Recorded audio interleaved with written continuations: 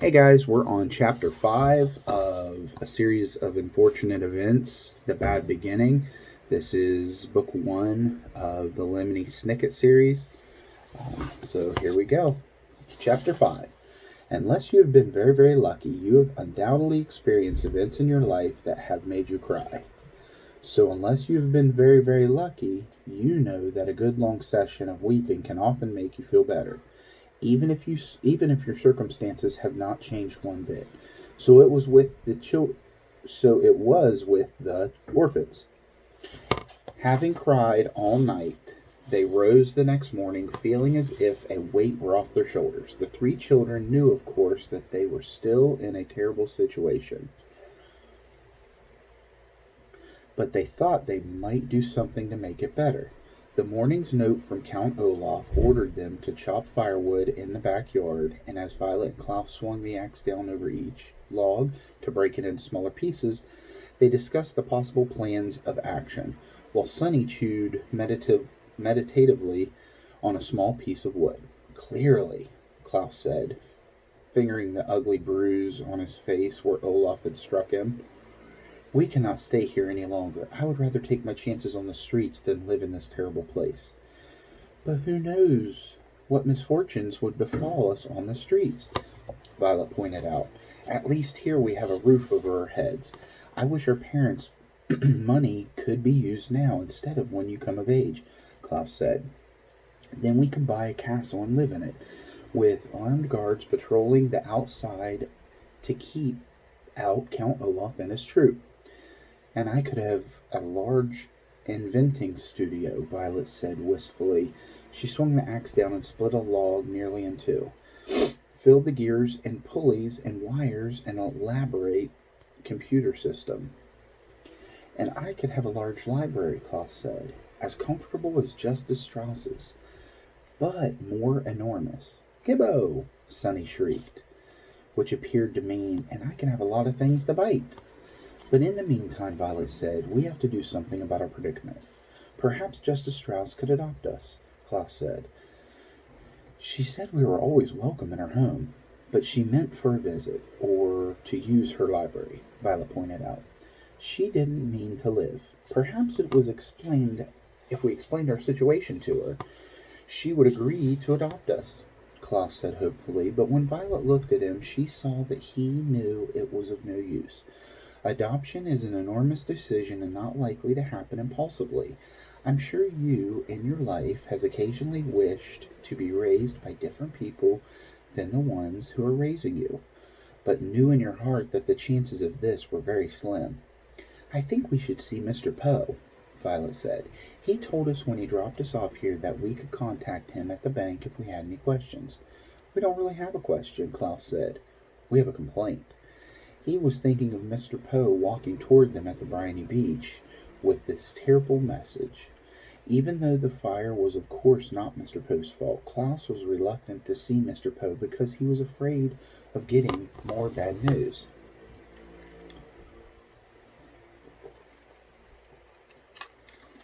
I can't think of anyone else to contact, Violet said.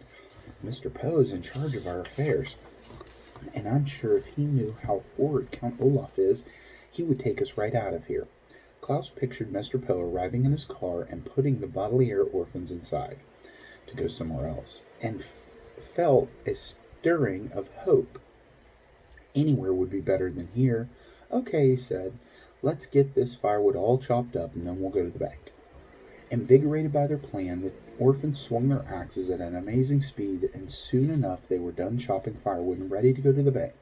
They remembered Count Olaf saying he had a map of the city, and they looked thoroughly for it, but they couldn't find any trace of a map, and they decided it must be in the tower, where they were forbidden to go. So without directions of any sort, the children set off for the city's bank district in hopes of finding Mr. Poe. After walking through the meat district, the flower district, and the sculpture district, the three children arrived at the banking district, pausing to take a refreshing sip of water from the fountain of victorious finance. The banking district consisted of several wide streets with large marble buildings on each side of them, all banks. They went first to Trustworthy Bank, and then to Faithful Savings and Loan, and then Subservient Financial Services, each time inquiring for Mr. Poe. Finally, a receptionist at Subservient said that she knew that Mr. Poe worked down the street at Money Management. The building was square and rather plain looking, though once inside, the three orphans were intimidated by the hustle and bustle of the people as they raced around the large, echoey room. Finally, they asked a uniformed guard whether they had arrived at a right place to speak with Mr. Poe, and he led them into a large office with many file cabinets and no windows. "Why, hello," said Mr. Poe in a puzzled tone of voice. He was sitting at a desk covered in typed papers that looked important and boring. Surrounding a small framed photograph of his wife and his two beastly sons were three telephones with flashing lights. "Please come in." "Thank you," said Klaus, shaking Mr. Poe's hand. The youngster sat down in three large and comfortable chairs. Mr. Poe opened his mouth to speak, but had to cough into a handkerchief before he could begin. "I'm very busy today," he said. "Finally. So I don't have too much time to chat. Next time you should call ahead of time when you plan on being in the neighborhood, and I will put some time aside to take you to lunch." "That would be very pleasant," Violet said, "and we're very sorry we didn't contact you before we stopped by, but we find ourselves in an urgent situation." "Count Olaf is a madman," Klaus said, getting right to the point. "We cannot stay with him." He struck Klaus across the face. "See his bruise?" Violet said, but just as he said that, one of the telephones rang in a loud, unpleasant wail. "Excuse me," Mr. Poe said, and picked up the phone. "Poe here," he said into the receiver. "What?" Yes. No, yes. Thank you." When he hung up the phone and looked at the bodily airs as if that he had forgotten they were there. "I'm sorry," Mr. Poe said. "What were we talking about?" "Oh, yes, Count Olaf. I'm sorry you don't have a good first impression of him. He has only provided us with one bed. He makes us do a great many difficult chores. He drinks too much wine." "Excuse me, Mr. Poe," said, as another telephone rang. "Poe here," he said. 7. "You're welcome." He hung up and quickly wrote something down on the papers, then looked at the children. "I'm sorry. What were you saying about Count Olaf? Making you do chores doesn't sound too bad. He calls us orphan. He has terrible friends. He is always asking about our money." "Poco!" That was from Sonny. Mr. Poe put up his hands to indicate he had heard enough. Children, he said. "You must give yourselves time to adjust to your new home. You've only been there a few days." "We have been there long enough to know Count Olaf is a bad man," Klaus said. Mr. Poe sighed and looked at each of the three children. His face was kind, but it didn't look like he really believed the Baudelaire orphans were saying what they were saying. "Are you familiar with the Latin term in loco parentis?" he asked. Violet and Sonny looked at Klaus, the biggest reader of the three. He was the most likely to know the vocabulary words and foreign phrases. "Something about trains?" he asked. Maybe Mr. Poe was going to take them by train to another relative. Mr. Poe shook his hand. "In loco parentis means acting in the role of parent," he said. "It is a legal term, and it applies to Count Olaf. Now that you are in his care, the Count may raise you using any methods he sees fit. I'm sorry if your parents did not make you do household chores, or if you never saw them drink any wine, or if you liked their friends better than Count Olaf's friends, but these are things that you must get used to, as Count Olaf is acting in loco parentis. Understand?" "But he struck my brother," Violet said. "Look at his face." As Violet spoke, Mr. Poe reached into his pocket for a handkerchief and, covering his mouth, coughed many, many times into it.